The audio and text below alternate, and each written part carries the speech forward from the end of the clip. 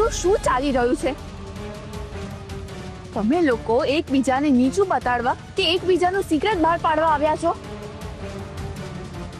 બંને શું કર્યું છે એ હું પણ જાણું છું. એટલે એકબીજા પર કિચડ ઉછાળવા કરતા દુશ્મનને કેવી રીતે હરાવીએ એ વિચાર કરો. અને જ્યાર સુધી મને ખબર છે, આપણે લોકો એના માટે જ મળ્યા છીએ. ઠીક છે, તમારા બેઉ વતી હું જ સોરી બોલી દઉં છું. ના, એની કોઈ જરૂર નથી. પિયા, આઈ એમ સોરી. મારા તરફથી પણ સોરી. હવે બંને હેન્ડશેક કરો.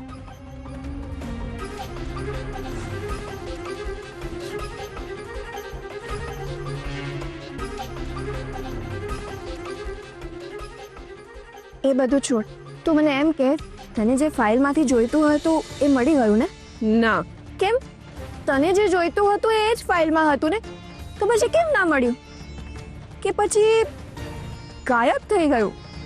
હું પણ કાલની એ જ વિચાર કરું છું. ઇફ યુ ડોન્ટ માઇન્ડ, શું હું જાણી શકું કે એ ફાઇલમાં એવું તો શું હતું? 25 વર્ષ પહેલા મેં આરપી વિરુદ્ધ પોલીસ કમ્પ્લેન લખાવી હતી.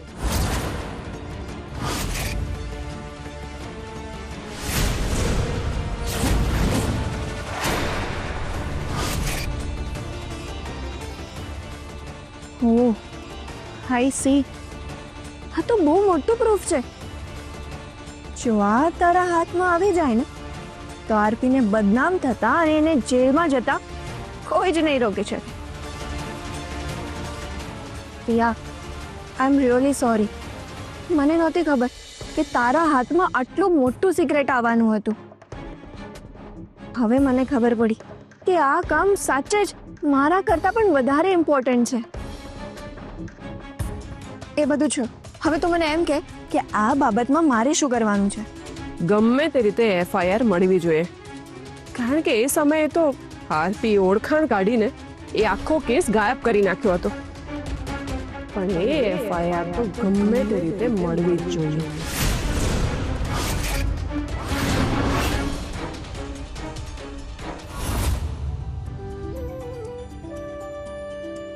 ચા સરસ બની છે, પણ રાધા ક્યાં છે?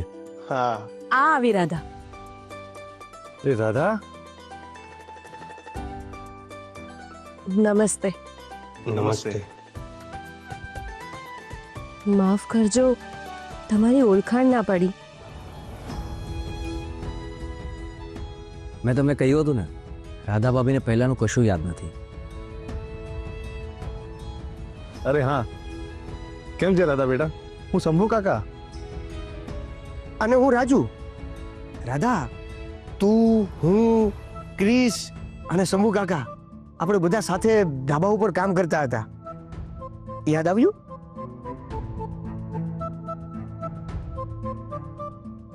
સોરી શંભુ કાકા, સોરી રાજુભાઈ. હું તમને ઓળખું છું, છતાંય ઓળખાણ નથી દેખાડી શકતી. મારી મજબૂરી છે. પ્લીઝ મને માફ કરી દો. માફ કરજો. પણ સાચું કહું તો હું કોમામાં ગઈ એ પહેલાનું મને કંઈ જ યાદ નથી.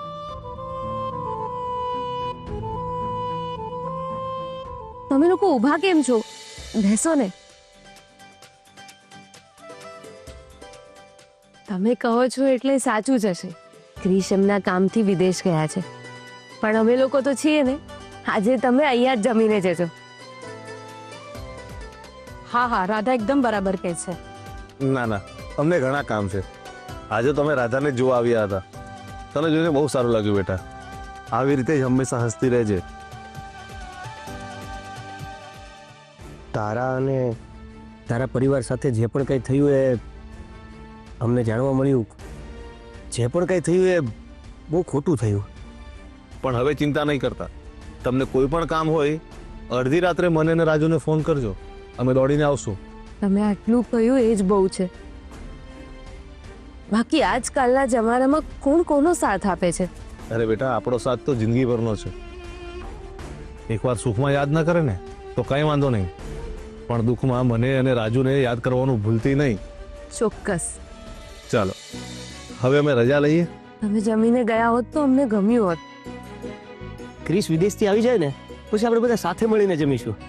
ભલે. ચા આવજો. હા ને રાધા બેટા તારું ધ્યાન રાખજે.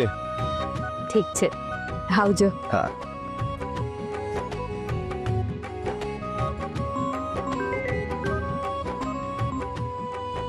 હા સોનલબેન, હા 1 મિનિટ.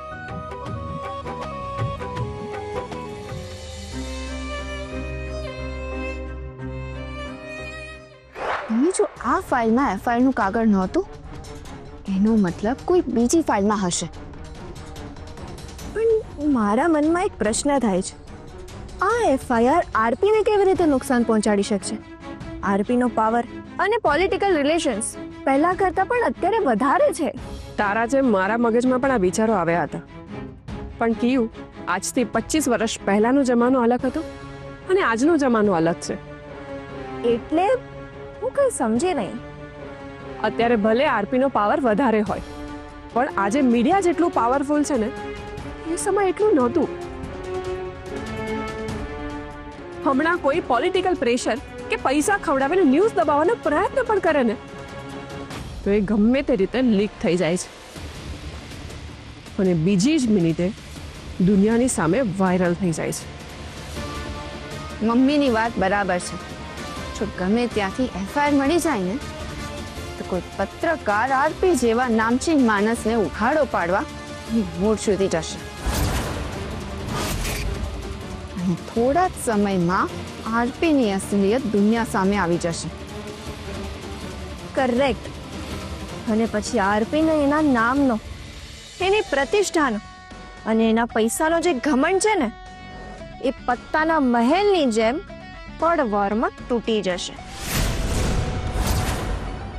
યસ ફિયા, આના માટે આપણે જે કંઈ પણ કરવું પડે ને, એ આપણે કરીશું.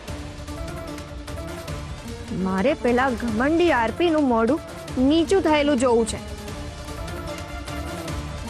પોતાની જાતને ધર્માત્મા સમજે છે ને, બસ બસ હવે થોડાક જ દિવસ છે તારી પાસે મિસ્ટર રાજેશ પરીખ. એકવાર આ એફઆઈઆર અમારા હાથમાં લાગીને પછી એ દિવસ તારા અને તારી પરિવારની ખુશીઓનો છેલ્લો દિવસ હશે. એ પછી તારા પરિવારમાં માતમ છવાઈ જશે.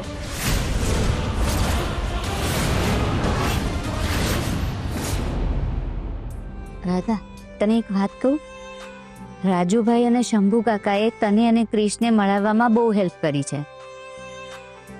હે ભગવાન, મને લાગે છે ગેસ ચાલુ મૂકીને આવી ગઈ છું.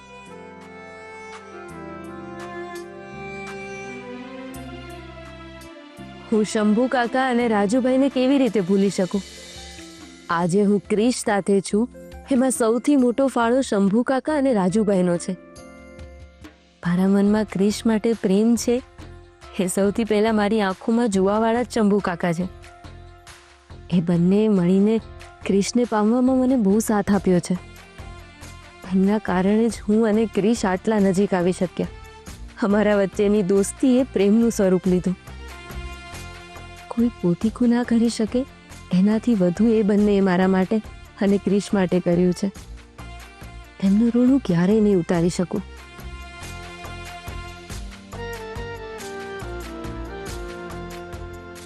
શું થયું ભાભી? જૂના દિવસો યાદ આવી ગયા કે? હા શૌર્યભાઈ.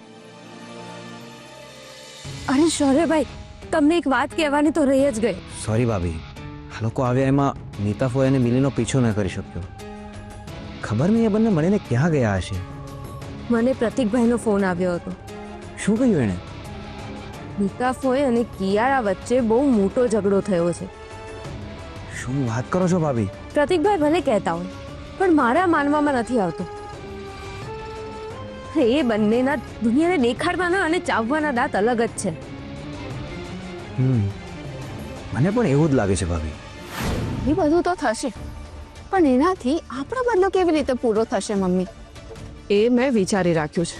તો બોલો ને. હા ફિયા, અમને તો કે. યોગ્ય સમય આવશે ને ત્યારે તમને લોકોને ચોક્કસ કહીશ. ઓકે, અમે રાહ જોઈશું. દર વખતે સસ્પેન્સ બનાવે છે અને મારું માથું ચક્રાવે ચડાવે છે. શું બોલી? કંઈ નહીં. આપણે ક્રિશને આફ્રિકા મોકલી તો દીધો છે, એ અત્યારે કોઈના કોન્ટેક્ટમાં પણ નથી. હવે આપણી પાસે સમય બહુ ઓછો છે. ક્રિશ પાછો આવે ને એ પહેલા આપણે રાધાને રસ્તામાંથી કાયમ માટે હટાવવી પડશે. ઓ ગોડ, એટલે આ લોકોએ રાધાને મારી નાખવા માટે ક્રિશને રાધાથી દૂર મોકલ્યો છે. I C. મમ્મી સાથે રહીને કિયારા પણ ડેન્જરસ બની ગઈ છે. એના માટે સરસ પ્લાનિંગ કરવું પડશે. હું નથી ઈચ્છતી કે આપણે રાધાને એકલામાં મારીએ. જો એવું કર્યું ને તો આપણા પર શંકા જશે. તો પછી કેવી રીતે મારવી છે? હું ઈચ્છું છું કે આપણે રાધાને જાહેરમાં બધાની સામે મારીએ, અને એવી રીતે મારીએ કે કોઈ જોવે તો એને એવું લાગે કે આ એક્સિડન્ટ છે. આપણે મર્ડર કર્યું છે એવું કોઈને ન લાગવું જોઈએ. હા, આ આઈડિયા સારો તો છે, પણ આપણે આ કરશું કેવી રીતે? હવે આપણે એ વિચારવાનું છે કે એવી કઈ જગ્યા અને એવો કયો જાહેર પ્રસંગ જ્યાં આપણે રાધાને સ્વર્ગલોક પહોંચાડીએ. તરત નહીં સૂજે, આપણે બધા મળીને વિચારીએ. પણ સિયા, ક્રિશ પાછો આવે ને એ પહેલા કાયમ માટે આપણે રાધાને ક્રિશથી દૂર મોકલી આપે. ઓકે?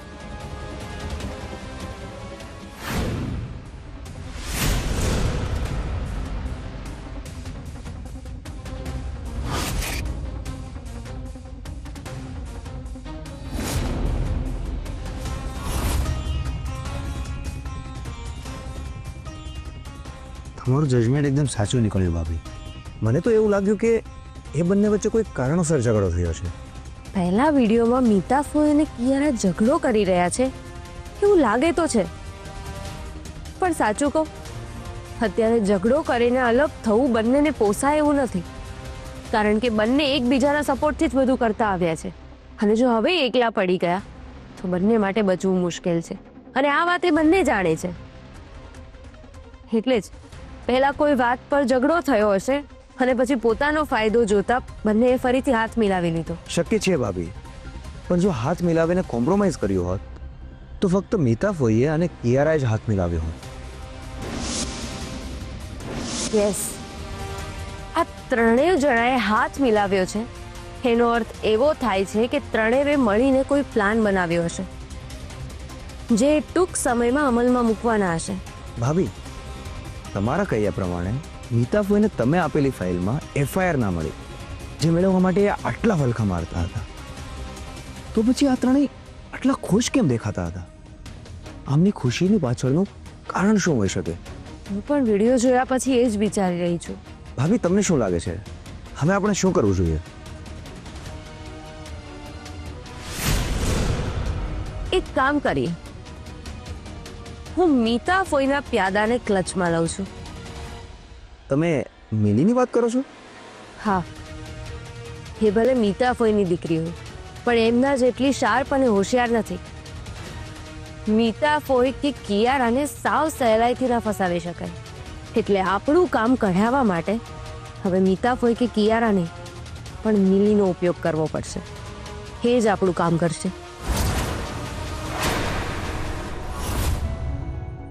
કેવો રહ્યો આજનો દિવસ? આજે રોજ કરતાં કામ કરવાની વધારે મજા આવી. મારા કલીગ્સ અને મારા બોસ બંને મારા કામથી ખૂબ ખુશ થયા. ચાલો, સારું છે. તું ધીમે ધીમે નવી નોકરીમાં સેટ થઈ રહ્યો છે ને, એ બહુ સારી વાત છે. જો એ લોકોને તારું કામ ગમશે ને તો ટૂંક સમયમાં જ તને સારી સેલેરી અને સારી પોસ્ટ મળશે. Let's hope for the best. મારી જોબ સારી ચાલી રહી છે, ક્રિશનું કામ પણ બરાબર ચાલે છે. હવે આપણો શૌર્ય જે બિઝનેસ કરવા માંગે છે એ સેટ થઈ જાય તો મમ્મીને આપેલું પ્રોમિસ આપણે 100% પૂરું કરી શકીશું. તથાસ્તુ. તમારી બધી જ ઈચ્છા ચોક્કસ પૂરી થશે વત્સ. એટલે મોટા ભાઈ, કોઈ પણ બિઝનેસ શરૂ કરવા માટે આપણને શું જોઈએ? ફંડ્સ. રાઈટ, એની વ્યવસ્થા થઈ ગઈ છે. શું વાત કરે છે? સાચે જ? હા ભાભી, હું અને મારો પાર્ટનર હમણાં જ એક ફાઇનાન્સર સાથે મીટિંગ કરીને આવ્યા. એ અમને વિધાઉટ ઇન્ટરેસ્ટ પૈસા આપવા તૈયાર છે. જો તો સમજી વિચારીને, હા, 2-4 વકીલને સાથે રાખીને એગ્રીમેન્ટ કરજે. પૈસા આપે છે એટલે કોઈ પણ કન્ડિશન માટે તૈયાર ન થઈ જતો. હા મોટા ભાઈ, આટલા એક્સપિરિયન્સ પછી તો હું શીખી ગયો છું. અને એમ પણ એકચ્યુઅલી એ ઇન્વેસ્ટર જે છે ને એ પોતે જ આ બિઝનેસ શરૂ કરવા માંગતા હતા, પણ ઉંમરના કારણે એ દોડધામ કરી શકે એમ નથી. એટલે પૈસા એમના અને મહેનત અમારી. પણ હા, પ્રોફિટ શેરિંગ નક્કી કરીને જ અમે કામ કરીશું. That's very good. તું તારા પોતાના દમ પર આટલું મોટું સાહસ કરી રહ્યો છે એ જાણીને મમ્મી ખૂબ ખુશ થશે. હા, મમ્મી ક્યાંય પણ હોય પણ એના આશીર્વાદ હંમેશા આપણી સાથે હોય છે. હા, એ તો છે.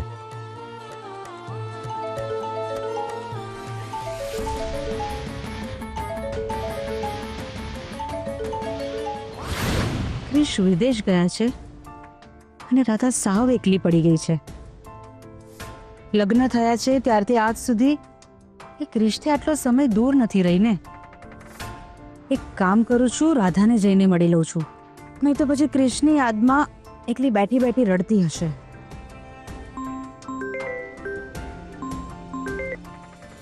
હલો, અચ્છા, મને એ કે રાધાને જે ફાઇલ આપી હતી એ પાછી આપી ગઈ? સવારથી એ મને મળી નથી. મળે એટલે પૂછી લઉં છું. કેમ, શું થયું? કંઈ નહીં. આ તો હું વિચારતો હતો કે જો ફાઇલ પાછી આવી ગઈ હોય તો રાધાના નામે જે પ્રોપર્ટી કરવાની છે એની પ્રોસિજર શરૂ કરી દઈએ. અરે હા, મીતા પણ ગોર મહારાજ પાસે મુહૂર્ત કઢાવવાની હતી ને. એક કામ કરું છું, મીતાને પણ પૂછી જ લઉં છું. હા, હવે તો હોડાસ્પેટ પણ પતી ગયા છે, તો એક કામ કર ને, એને પૂછી લે ને. સાચું કહું ને તો હવે કોઈને પૂછવાની જરૂર નથી. કેમ? ચૈત્રી નવરાત્રી આવી રહી છે, એના કરતાં સારો સમય અને મુહૂર્ત બીજો કોઈ હોય જ ન શકે. હા, એ સમય પણ સારો રહેશે. એક કામ કરું, હું આવું ને પછી આપણે રાધા સાથે આ વિષય ઉપર ચર્ચા કરી લઈએ. તમે ડાયરેક્ટ ઘરે જ આવો છો ને? ના, મારે એક નાનકડું કામ છે, એ પતાવીને હું આવું છું. ઠીક છે, સંભાળીને આવજો. હા. મમ્મીનો ફોન છે. જોયું? મેં કહ્યું હતું ને, મમ્મી હંમેશા આપણી સાથે હોય છે. ભાઈ સ્પીકર પર મૂકો ને. હા. Hello, hello mummy. તમે બધા સાથે જ છો કે શું? હા મમ્મી, તમે 100 વર્ષ જીવશો. હમણાં તમારા વિશે જ વાત કરતા હતા. હવે કેટલું જીવીશ તો ઉપરવાળો જાણે. પણ મમ્મી, અમને તું હંમેશા જોઈશે. હા, તારા વગર અમને નથી ચાલતું. હા મમ્મી. મમ્મી, તારી બહુ જ યાદ આવે છે. તમને શું લાગે છે બેટા, મને તમારી યાદ નહીં આવતી હોય? અમે જાણીએ છીએ મમ્મીજી, તમે ભલે ઘરની બહાર છો પણ તમારો જીવ ઘરમાં જ છે. હા બેટા. અરે આ રાધા, રાધા ક્યાં છે? એનો અવાજ નથી સંભળાતો. અહીં જ છું મમ્મીજી. તો પછી બોલતી કેમ નથી? રાધા, તારી ક્રિસ સાથે વાત થઈ? હવે આમને કેવી રીતે કહું કે ક્રિશ ગયો છે ત્યારથી એક પણ કોલ નથી આવ્યો. જો કહીશ ને તો ટેન્શનમાં આવી જશે. હલો, સંભળાય છે ને? હા મમ્મીજી, વાત થાય છે. મેં પણ એને ઘણી વાર ટ્રાય કર્યો ફોન, પણ નેટવર્ક વિસ્તારની બહાર જ બતાવે છે. હા, આપણાથી કોલ નથી થઈ રહ્યો, પણ એ જ્યારે નેટવર્કમાં આવે છે ત્યારે વાત થઈ જાય છે. અચ્છા, ઠીક છે. બેટા, એ ત્યાં ઠીક છે ને? એને ફાવે છે ને? હા. સારું. મમ્મી, આપણો શૌર્ય જે બિઝનેસ કરવા માંગે છે ને એના માટે એને એનો ઇન્વેસ્ટર મળી ગયો છે. Oh really? હા મમ્મી. I am so proud of you બેટા. અને વિશ્વાસ છે કે તું મારા કરતાં પણ મોટો બિઝનેસમેન બનીશ અને તારી માનું નામ રોશન કરીશ. આજે મારાથી ફિયાને ગુસ્સામાં ગમે તેવું બોલાઈ ગયું. એક સેકન્ડ માટે તો હું ભૂલી જ ગઈ હતી કે મેં રાધા સાથે, ક્રિશ સાથે, એના પરિવાર સાથે જે કંઈ પણ ખોટું કર્યું છે એ ફિયાની સાક્ષીમાં જ કર્યું છે. જો ફિયાએ ડેવિડનું રૂપ લીધું હોત ને તો મારા માટે મુશ્કેલી ઊભી થઈ ગઈ હોત. એ તો સારું હતું મિલી હતી જેણે બધું સંભાળી લીધું. I must say thanks to Mili. આમ જોવા જઈએ તો ફિયાની વાત સાચી છે. હું ગમે તેટલા પ્રયત્નો કરું પણ એકલી રાધાને રસ્તામાંથી હટાવી નહીં શકું. અને આમ પણ રાધાને એકલી પાડીને મારવાનો પ્રયત્ન કર્યો ને તો બધું મારી પર જ આવશે. એના કરતાં રાધાને જાહેરમાં ઉડાવવાનો ફિયાનો આઈડિયા છે ને એ એક્સિલન્ટ છે. મારે પણ દિમાગ લગાવવું પડશે. પબ્લિક કેસીસ કઈ કઈ હોઈ શકે છે? યસ, આ આઈડિયા બહુ જ સારો છે. કોઈને જ ખબર નહીં પડે કે રાધાને અમે મારી નાખી છે. બધાને એવું જ લાગશે કે રાધા એક્સિડન્ટમાં મરી ગઈ છે. લાવ, પિયાને મારો આઈડિયા કહી દઉં. ના, હમણાં એને મારો આઈડિયા નથી કહેવો. પહેલાં એના મનમાં શું છે ને એ જાણી લઉં. પહેલાં મારો અને ફિયાનો પ્લાન કમ્પેર કરું, પછી જે બેસ્ટ અને સેફ લાગે ને એ પ્રમાણે કરું. રાધા, હવે તારા ગણતરીના દિવસો જ રહ્યા છે આ દુનિયામાં. બસ એકવાર તું મારા રસ્તામાંથી હટી જાય ને પછી ક્રિશ મારો, ફક્ત અને ફક્ત મારો.